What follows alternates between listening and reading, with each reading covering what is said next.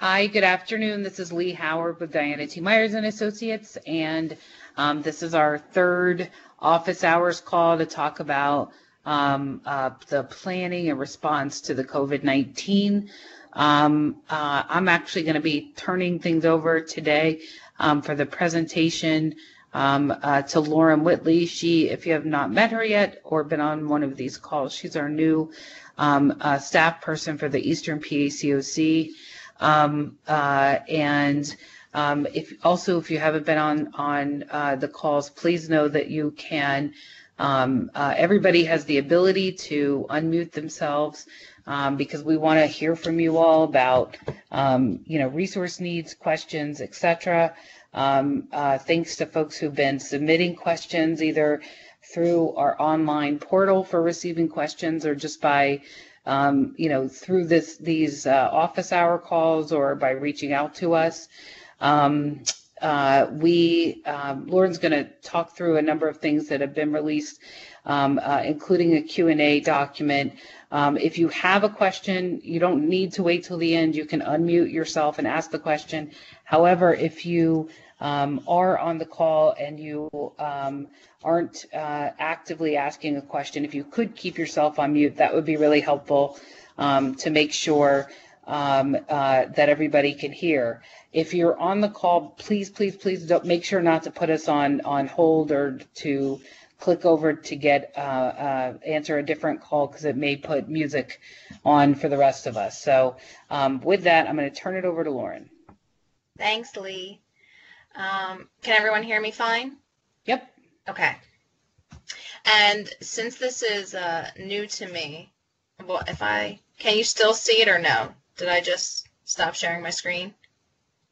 It's still sharing, but you just exited the view, the PowerPoint view. Okay, because I want to make sure I'm able to see folks' questions coming in the chat box. So I can keep an eye on that too, Lauren. Okay. Yeah, I'll jump in if there's a question that okay, we great. need to raise. Just some follow-up. As a reminder, between our calls, you're welcome to submit questions and or kind of request for additional information at the survey link that we've set up. Since our last call, just want to bring your attention to some items that have been posted on Workplace. So Brendan this morning posted additional HUD guidance on documenting use of waivers for both COC and ESG programs. So I recommend checking that out. I posted the DHS HAP instructions and requirements for requesting adjustments and or waivers if you're a HAP recipient. I also posted a link for folks who earned below, I believe it was $12,000 a year and were therefore exempt from filing taxes. They can enter their account information in the IRS website in order to receive the stimulus checks that are coming out. I also posted the process for working with health departments, so whether it be local, municipal, or state Department of Health to provide emergency housing for folks. Lee had shared that workflow during our last call, but the image was challenging to navigate, so that document is posted. We posted our first Q&A, and the list of grantees under DCD purview for CDBG funding that we committed to posting. I'll get that out right after the call. I was just working on some formatting issues, so that's coming. Just a heads up, tomorrow at 1:30, HUD is hosting a virtual office hours specifically around all of the CPD waivers and the CARES Act funding. So if you're available, definitely recommend tuning in. If not, they always post recordings of their office hours. So they have standard COVID-19 office hours every Friday, but this is a special mega waiver CARES Act office hours to ask all of your waiver, ESG, CBDG funding questions. So as Lee mentioned, there's been lots of information pouring out guidance, recommendations, etc. for COVID-19 response at both the community level and then also the provider level. So we wanted to take a step back today and go through at a high level some of that guidance that's been coming out. And then, ask folks for questions and ask you all also to share if you'd like us to go deeper on a specific topic in a future office hours call. I have this note here just as a reminder that we're presenting information that's kind of a culmination of guidance that we are reading and or learning via participation in webinars, in office hours calls, etc. But by no means is the information that I'll be presenting today us prescribing that anyone on the call needs to, this is how you should plan or this is how you should respond. So this is just all guidance.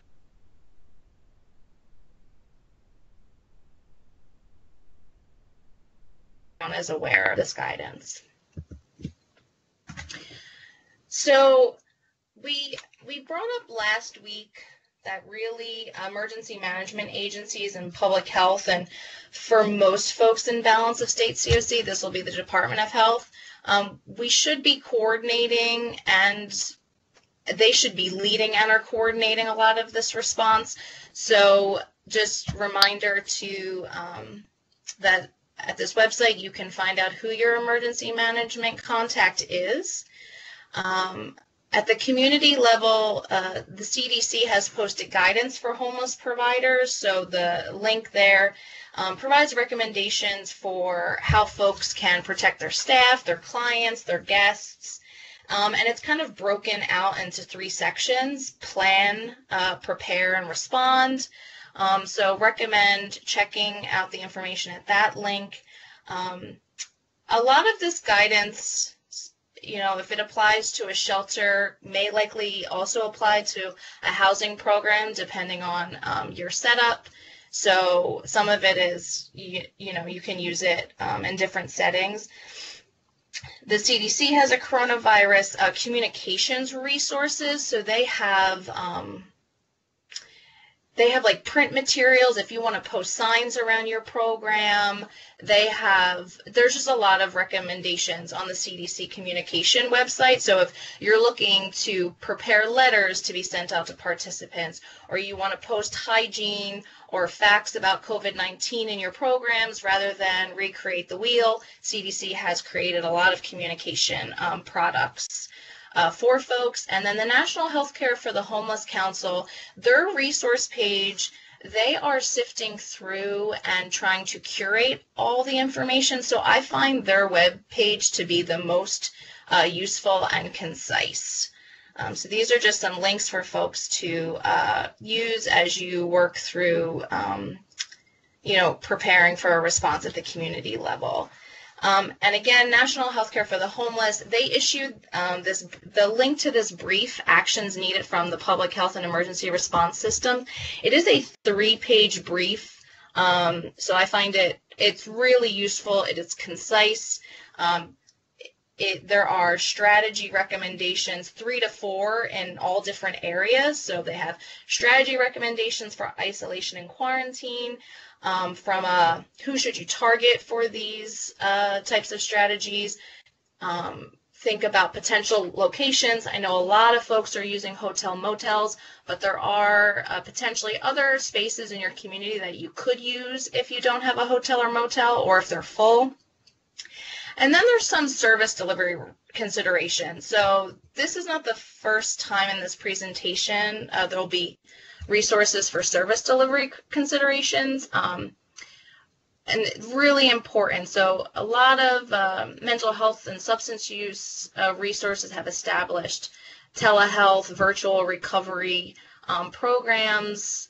There's a link thinking about harm reduction for someone. So someone who's actively using substances or alcohol, and then that person has to quarantine for 14 days, really thinking through how to support that person so that they remain in quarantine to prevent the spread of disease, but we also figure out how to meet their mental health and substance use issues at the same time. There's some screening recommendations there out from the CDC and HUD. And again, it's 3 pages. It's kind of my favorite resource at this point. And they have some strategies around encampments, coordinating and centralizing, ordering personal protective equipment, supplies, cleaning, etc. at the community level, and thinking through transportation and food.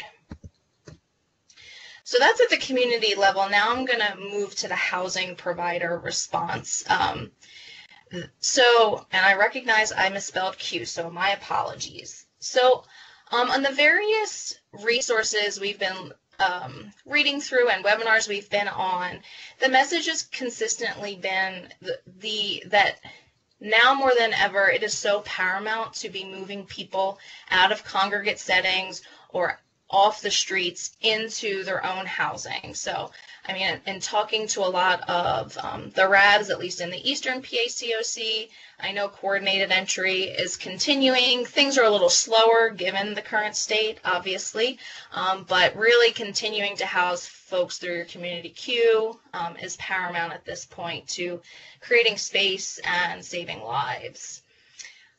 There are some resources out there about working remotely. So thinking through virtual tours and showings and housing quality inspections. We talked through this last week. Thinking through how to get signatures or documents, etc., that are necessary to determine eligibility and move people in. So some people are mailing forms out, having them mailed back. Some providers have software like DocuSign or Adobe Sign. You can have participants take photos of their signed documents and then email them to you. Other recommendations have been really thinking through your caseload and thinking about those individuals who meet the CDC criteria for at greatest risk of severe illness, and trying to check in with them more regularly and support those folks. And also thinking through those for which isolation and these stay-at-home orders may have may be at greater risk of behavioral health complications as a result of that. Pathways to Housing PA, they have established a 3-tier system. So start off with, they have an interdisciplinary team in their permanent supportive housing. So they have healthcare workers, they have nurses on their teams. So if you're a provider where you have healthcare as part of your model, this may be something to check out. But they are still doing home visits for their most vulnerable, whether they're standing in the hallways, standing in the doorways.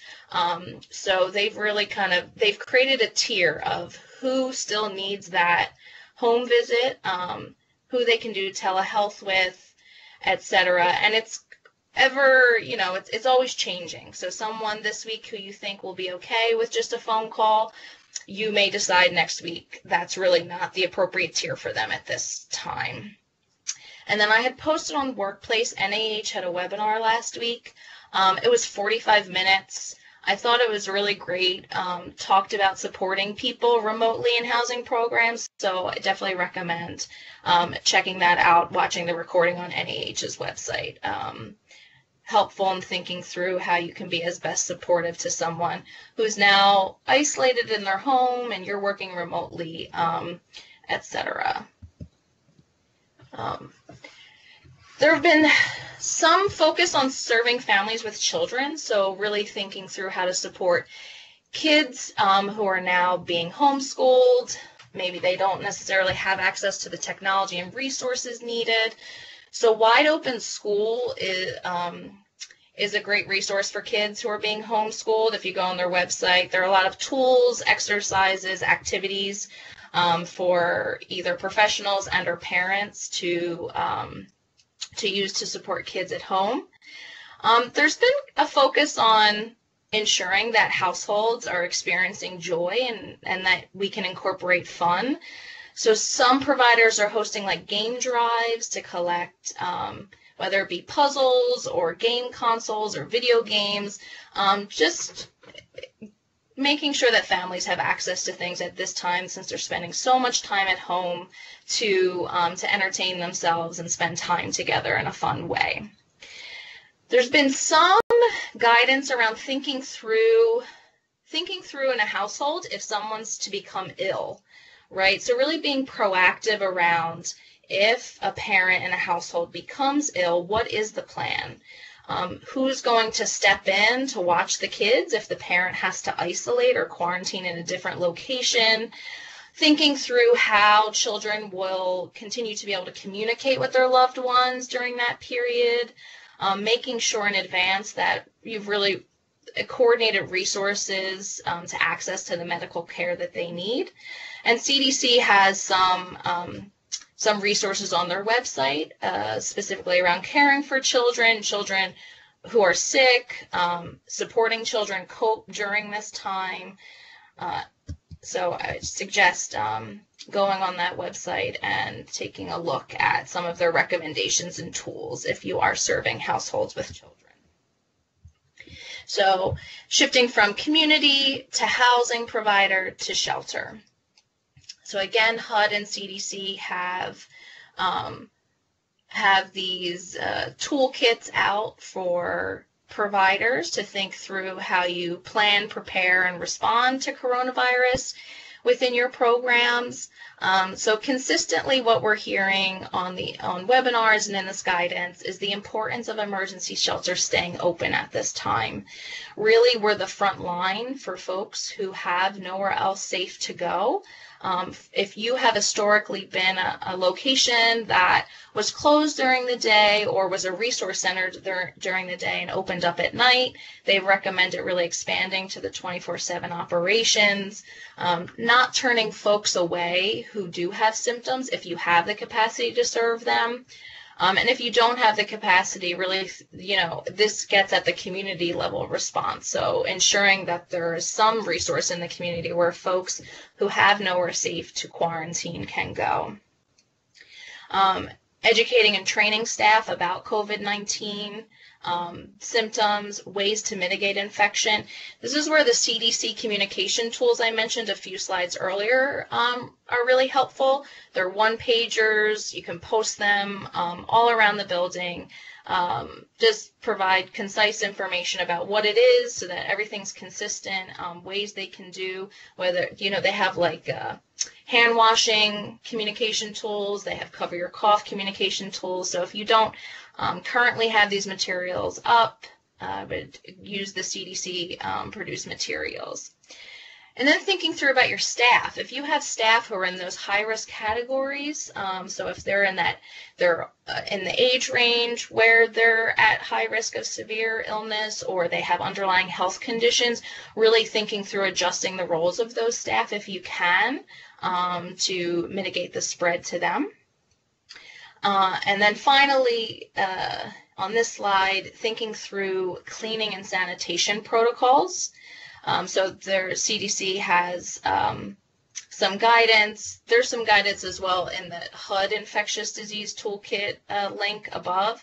But the HUD tool has some checklists like a daily checklist, a weekly checklist, and there's some if your shelter is positioned where you could quarantine in people who are symptomatic, whether in their own individual rooms or in a different section of the shelter, there's been some recommendation around thinking through maybe reducing cleaning in those areas where folks who are symptomatic are or who are COVID positive are to reduce staff contact. So moving into thinking about physical distancing and spacing within shelter, thinking through how to maximize distancing at intake and sleeping areas at mealtime and for case management. So again, some of this information you all may have already, heard, but we want to cover the bases. So at intake, potentially putting up like a sneeze guard so that your staff right at check-in can create a barrier between them and folks who are coming in who may be symptomatic. Thinking through mealtime procedures so you can stagger meals so that folks are spread out. You can use prepackaged meals rather than, serving on platters or like a buffet line if that was your previous protocol. And some have even recommended, if you have outdoor space, thinking about having participants dine outdoors or have the option of dining outdoors. This way that you can create more space. In sleeping areas, having beds at least 3 feet apart, recommending organizing folks head to foot to create more physical space between people. If you're able to use barriers, it could be sheets, it could be an actual physical barrier between beds, and then assigning folks to the same bed each night just to mitigate spread from bed linens and bed to bed. If someone in your program is symptomatic, it's recommended that they be provided with a face mask and separated from other folks who are not symptomatic. Again, if you have the space within your shelter where you can designate an area where folks who are symptomatic can be separated from others, or if I know some providers run shelters where everyone has their own individual room, especially family shelters. I'm thinking through that. And for those folks who are symptomatic, definitely want to make sure that beds are at least 6 feet apart. Again, using barriers if you can, whether it's just sheets or something to provide, barriers between folks, organizing head to toe, and designating bathrooms for people who are symptomatic. So this is if within your shelter you have the capacity to quarantine folks. If you don't, this is really where the quarantine and isolation sites in a community and working with public health to identify them and get them running is really important. So these are some links. The non-congregate approaches to sheltering, that's a HUD resource. There's North Carolina's. They have some guidance out there using hotels as isolation and quarantine housing, and it's been mentioned, I think Maria from Monroe or Pocono posted on the workplace COVID-19 page, the York County, I think they're using Motel 6s, their quarantine shelter protocol, so that is already posted on the workplace page, so you can access those protocols. If you're, so that is, for folks who are symptomatic, thinking through other isolation and quarantine locations outside of the shelter. And these should be sites where both people experiencing homelessness and other folks in the community should be isolated and quarantined together. Really should be more of a public health approach than this isolation site is just for folks experiencing homelessness. And then thinking through overflow. So for some folks, it may be that just within the shelter structure that you are operating, social physical distancing is going to be a great challenge. And so some people have really they've moved their entire shelter population to new locations, their entire shelter population to hotel motel. So it's all going to depend on what your program looks like. But if you need to decompress within your existing shelter, say move some households out to create space, thinking through that. And then for folks who have secured hotel motel space and isolation quarantine space, it's been recommended that you really think through prioritizing those individual unit opportunities for people who are symptomatic, for people who are COVID positive, and are for folks who fall in that high risk category. So if there is someone in your shelter who's living in a congregate shelter setting and they fall within the pre-existing conditions or the age range, and you know that makes them at great risk of severe illness if they were to contract COVID-19, we really want to think about prioritizing those hotel motel voucher spaces for those individuals. Sorry, checking time. Continue with shelter. Train your staff to screen guests and even themselves daily, because your staff are coming and going and they are moving throughout the community. And so it's really important to remember staff potentially contracting COVID-19. So important to think about screening both guests and staff. The recommendation is to do this daily so that you can track if someone, say, has a cough and it's getting worse. CDC has some screening tool at that link that I provided. HMIS, our HMIS Client Track has a COVID-19 screening tool live in HMIS right now. It asks for temperature, it asks about underlying health conditions, it asks about cough. I know DCD is putting together more guidance about using that screening tool, but in the interim, if you are in HMIS, it's under the client section. There's, I think it's called COVID-19 intake. My understanding, you can use that screening tool daily. You can, for each client, if you're taking it every day, there's no limit to how many times you could use it. And again, more guidance is coming out around the use of that tool. But in the interim, if you want to go into HMIS and play around with that, and maybe if you have questions about that, hopefully the guidance that will be coming out from the HMIS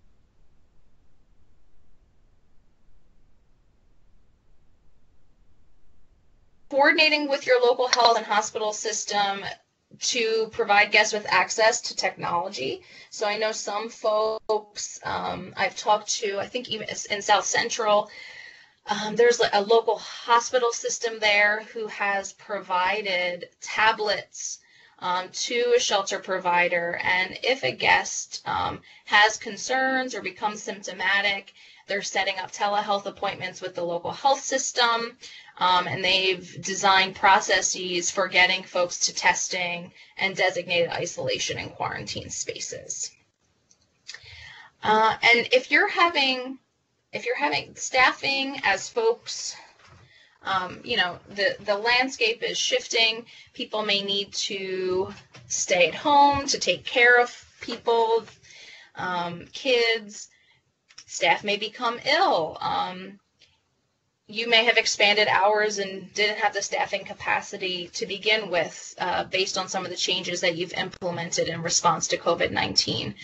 So some counties are, if there are government employees who are furloughed or who were designated as non-essential, some counties are repurposing them and deploying them to help run shelters or overflow and isolation and quarantine sites. So just some food for thought as you think about staffing some of these processes and or resources that are put in place. And it's... I just want to jump in and say that I think that what you're saying, Lauren, really emphasizes the need for community planning. I know this is planning as a shelter operator that we're talking about, but so many of these things that you're mentioning really require coordination and planning and communication to happen at the community level. And I think if folks are having those conversations and want to share their experiences at the end of your presentation, that would be great. And or if they're running into issues and barriers around developing these plans, whether it's that certain systems are not being responsive, let's talk through those things as well. I just wanted to mention that for folks while they're listening. Absolutely. And finally, and Lee, you're okay. It's 2:00. We're okay finishing up with shelter and then moving into Q&A? I think so, yeah. Okay. And then finally, street outreach. So we'll see a link here from CDC again. So they've really provided some guidance around shelter, community level, and unsheltered homelessness. So again, based on the guidance we're reading, the webinars we've been on, the recommendation is to continue outreach activities.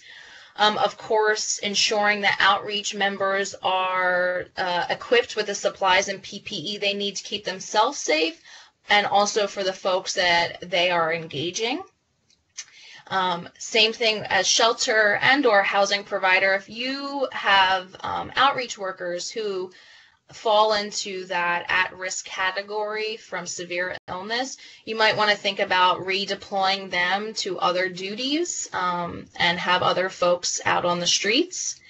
Really important to educate people who are unsheltered about COVID-19, how to recognize symptoms, how to mitigate the spread of infection. So again, cough hygiene, washing hands, and again, CDC communication, that CDC communication link from earlier in the presentation, you should be able to find a lot of helpful resources there. When you think about outreach, kind of prioritizing checking in with folks who you've determined are at highest risk for severe illness. So those folks, again, falling into those age ranges, pre-existing conditions, want to think about increasing your engagement with them and checking in with them a little more regularly. Some communities throughout the COC are offering showers. So as day centers have closed and people really don't have resources, they don't have access to the services and resources they have historically. Some communities are working with like a YMCA or working with the public park system to open up the public restrooms in certain parks certain days of the week so that people can meet their needs. So thinking through that. And it's been mentioned, and I think it's important to remind, like, there's a risk of sleeping outside in the elements, and there's also risk involved with sleeping in a crowded congregate setting, and just like balancing those risks for individuals at greatest risk for severe illness, and thinking through that is really important. Some people have mentioned that folks who are unsheltered are wanting to come into shelter less because of that concern of moving from an unsheltered location into a congregate setting. So just, thinking through that. So encampment specifically, some resources here. Encampment specifically, the guidance has been don't clear an encampment unless you have access to housing for all of those households. And you have a way to get them to that housing. Because when you clear an encampment, you're dispersing folks into the community. Street outreach and others have a much more difficult time coordinating their care and engaging with them and tracking them and making sure that they're staying safe. If you have an encampment in your community, educating folks about maintaining distance. The recommendation is a 12 by 12 foot area for a tent. Oh, sorry, it says tent or sleeping quarters. And if you're able to, if you have an encampment that has 10 or more people, supplying them with hand washing stations and toilets. Your local emergency management agency should be the entity that's able to secure the hand washing stations and toilets. So this gets back to Lee's point and what we started with, the importance of coordinating with health and emergency management to really be able to wrap our arms around people and support them no matter where they are, whether on the streets, in the shelter, or in a housing program. Okay. So we are at the question and answer portion of our Q&A. So there's the chat function, which I'm not going to admit, every time I try to minimize my screen. Let me see if I have access to the chat function. I know, Lee, you're going to keep your eye on that. If you have called in, you can unmute yourself by pressing *6. If you are participating via Skype, you can click the microphone and unmute yourself and pose your question. Or if you would rather, there's a little like a thought box looking sort of button that if you hover, it says I am, and you can type in your questions if you would prefer that way. Okay. We're having a brief little discussion Specifically, I posed, has your county had anyone within the homeless system test positive for COVID-19? And then secondly, is shelter still available somewhere in your community, either in shelter beds or using hotel motel rooms? Amy Rosman indicated that in Clearfield, the shelters are not accepting, or closed and not accepting new residents in Clearfield County, and that they're looking for funds for hotel rooms. Joe indicated that shelters in Mercer are not taking anyone, and Vanessa at the YWCA McKean, Bradford City, indicated that they are accepting people into shelter when space is available and using hotel vouchers for street homeless. And covering those hopefully with ESG funding. Blair County Shelter is operating as usual. So those are good things to know.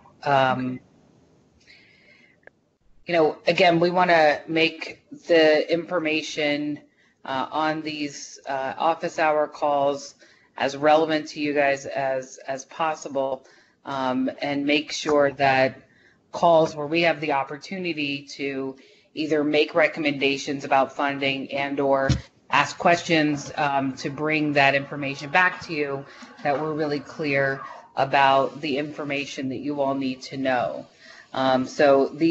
Hopefully these calls are helpful to you. If you have feedback or suggestions, we're always open to that.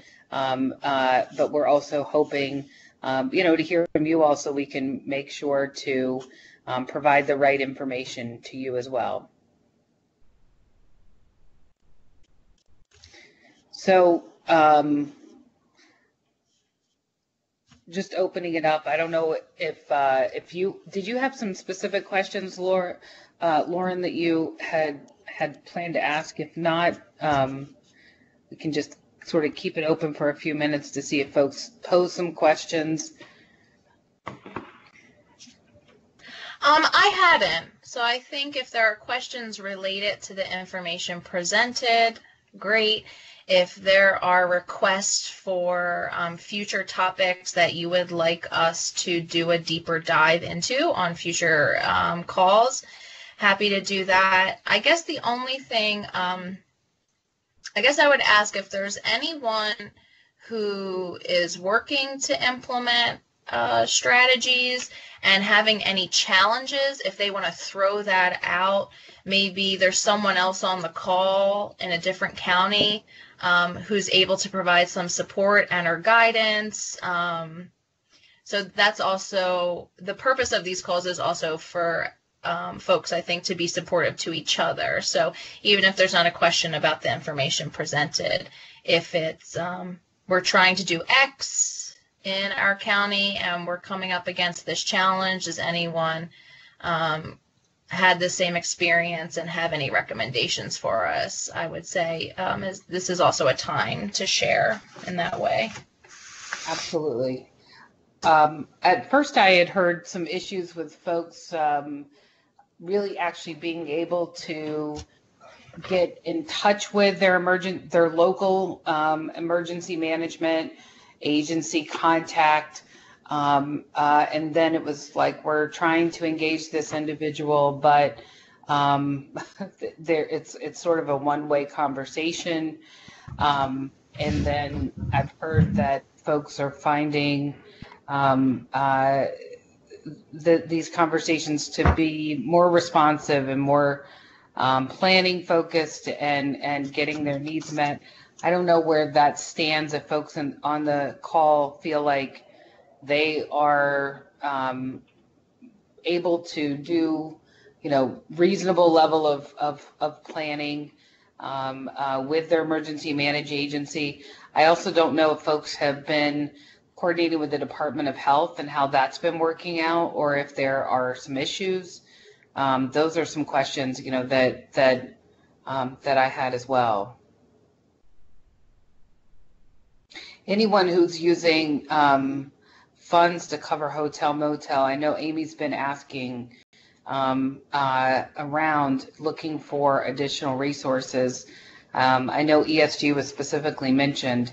I don't know if other folks have, and we've mentioned some suggestions on earlier office visits calls. So I don't know if other folks have suggestions there, but that remains a need in Clearfield County.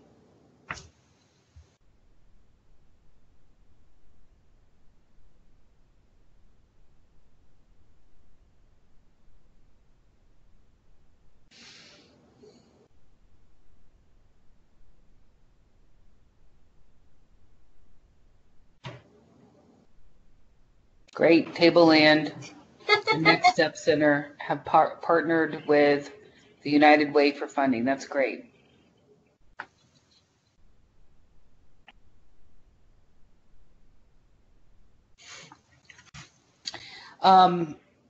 So obviously we want to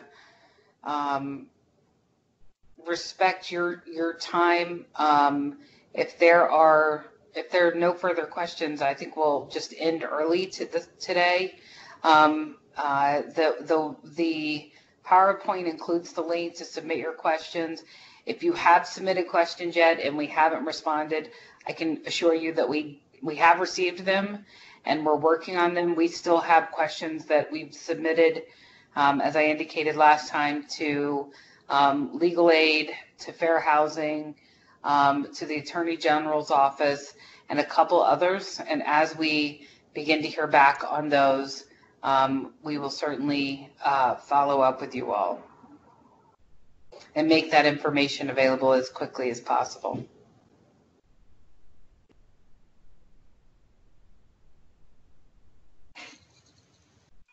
Can I ask a quick question? Absolutely. I'm sorry I missed the one portion that talking about if you have a permanent supportive housing project and doing home visits like for inspections. Can you give some advice on that? Sure. For one thing, when you say inspections, do you mean like the annual inspection for housing quality standards? Well, that, and then we try monthly just to go in and do just double checking the unit just to make sure that if there's things that the individuals haven't reported, we try to go in at least once a month to do just an inspection of the property. Sure. Is it a leasing or rental assistance, or what kind of project do you have? A permanent supportive housing program that we operate. Okay. So one of the slides, Lauren, do you want to just click over to that slide that has some information from Pathways to Housing? Because one of the things I would suggest is that you look at the guidance that's been offered for doing visits in the community or not doing them. What I will tell you is that HUD has waived the requirement to do any sort of re-inspection for units to ensure that they pass housing quality standards at that annual mark. And so, I think going out once a month and meeting with clients and inspecting the units is certainly one approach, but at this time, I would say if you are going to be doing that and sending your staff to out into the community, I don't know that checking on the status of housing itself would be considered an essential service that should happen at this time. In the event that it is, I would really just suggest that you take a look at the language that is available to ensure that staff are really using all needed precautions. Okay, that's helpful. Thank you very much. Lauren, do you want to add anything to that? No, I would say, no, I would echo what you're saying, Lee. I think if at the organization level, you are able to provide staff with the materials needed to do a home visit safely. To leads, I would look at the Pathways to Housing PA, their home visit tier. But I would prioritize if you are going to go to someone's home.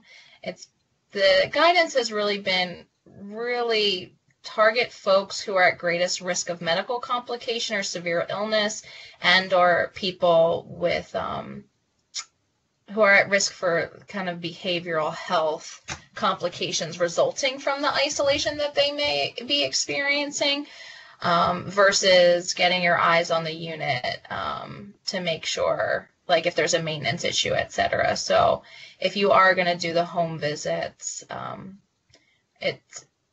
the guidance so far has been it should be really prioritized around mitigating the spread of disease and targeting folks who are at greatest risk from a physical health and a mental health perspective.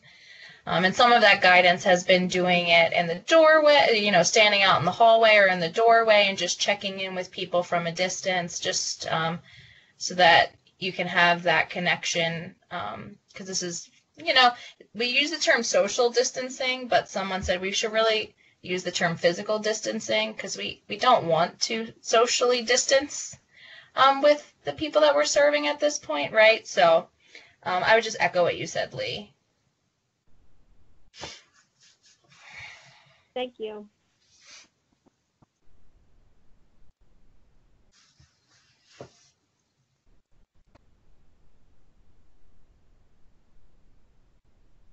Great. Any other questions? I see there's still a chat going on about the hotel motel funding sources.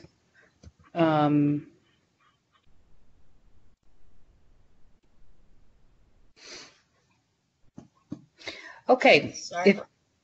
I'm sorry, go ahead. Are there any questions? Is it something to follow up on, or people are suggesting funding sources? Just listing other funding sources for anybody who is on the phone and unable to see the chat. I'll just share the information with you really quickly.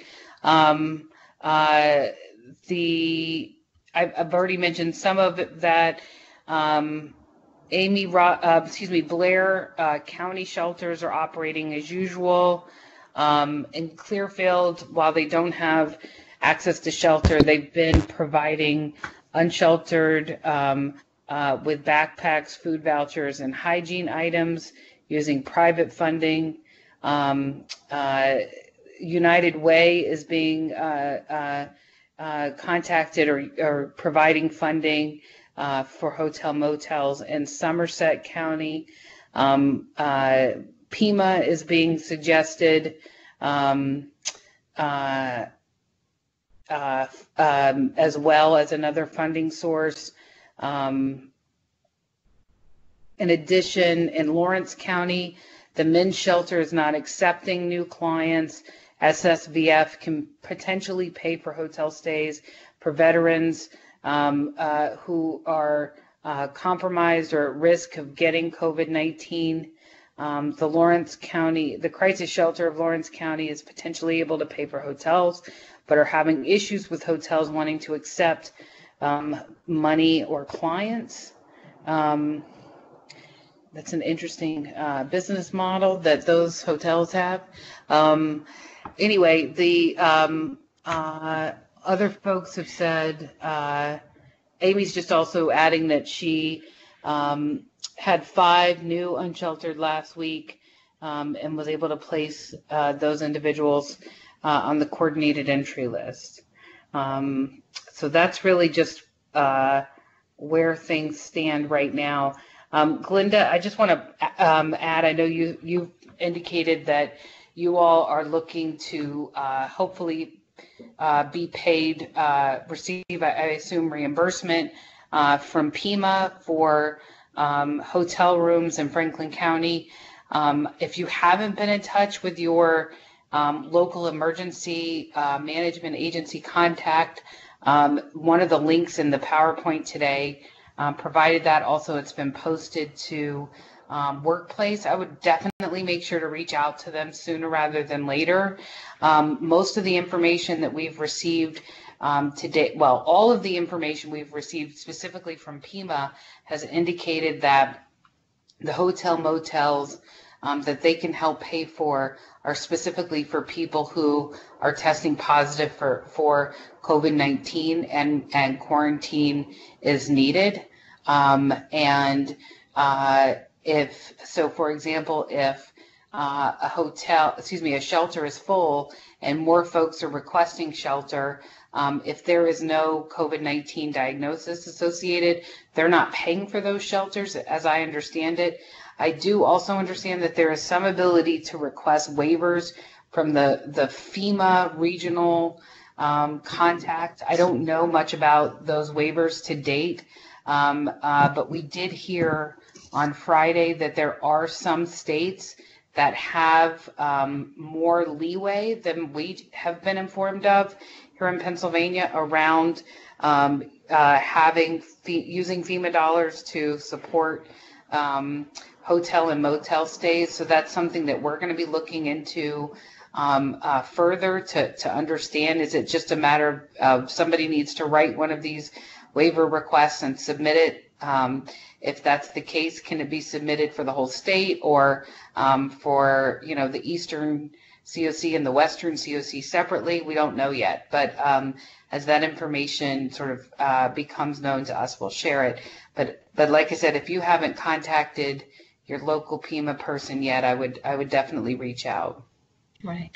And Lee, I would just add, as folks, we know that there's funding being made available, some of the guidance is lagging. So I would just encourage you to keep document all of the costs that you are incurring as a direct result of COVID-19 response. As you think about the FEMA dollars, ESG is homeless dedicated. And I know we're getting more guidance around CDBG this week, so fingers crossed CDBG will be a funding source for the non-congregate sheltering, such as hotel motel stays.